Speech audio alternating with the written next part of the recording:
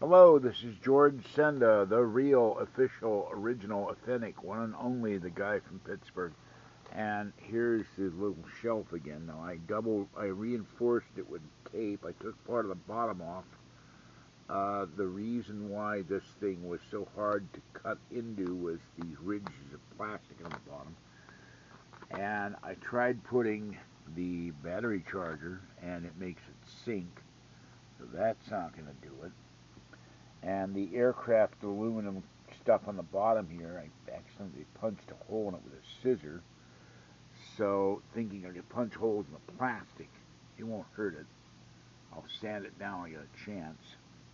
But it's not smooth anymore.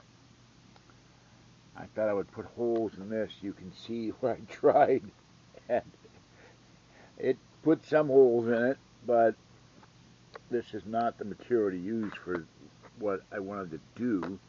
What I really need is the stuff that's under there, and I don't have it. But I do have something around the house, if I can find it, that I could do.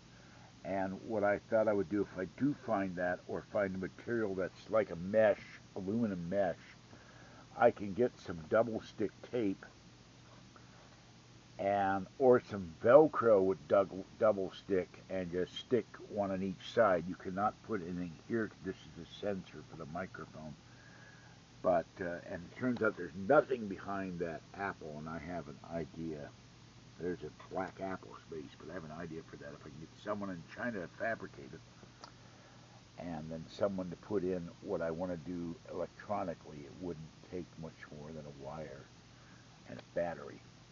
But I got to find the right person for that, because I know what I want to do, but I don't know how to do it. So for now, this is my shelf. It's not.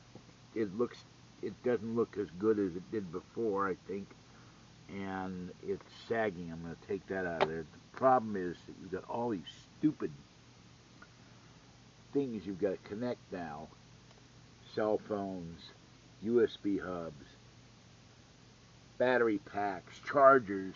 By the way, never let your cord go under the chair. This is my MacBook charger, and the chair ate the rubber covering. I took the rest off, or most of the rest off, that was damaged, like you see here. And what I'm going to do is get some shrink wrap and put it all back on here, and then eventually buy a second charger. The charger still works, amazingly, but you don't want to do that. The chair is carnivorous. It likes to eat rubber. And I need one of those floor pad things that you put under your office chair so you don't roll around so much. The other thing, I removed the Amazon wish list because I don't know how I got to work once, but every time I try to get to work a second time to put it in a new video, it keeps showing my account name, and I don't want anybody hacking my Amazon account. So, all right, this is George Senda, the guy from Pittsburgh. I will continue work on this after the 31st after the 31st of December, 31st of the year. I guess it is the 31st of the year.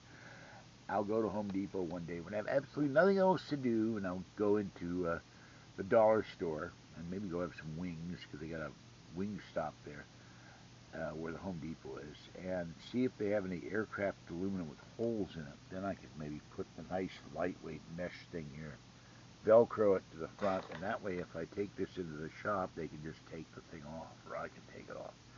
All right, this is George Senda, the guy from Pittsburgh. At least I got somewhere to put the battery and the dongle, which is my whole intention, but I had the right idea, but the wrong material, and definitely the wrong tools. Have a great day. Stay wet, warm, dry, or cool as the case may be, but I hope you stay warm and dry, and I'll catch you next time. Bye-bye for now.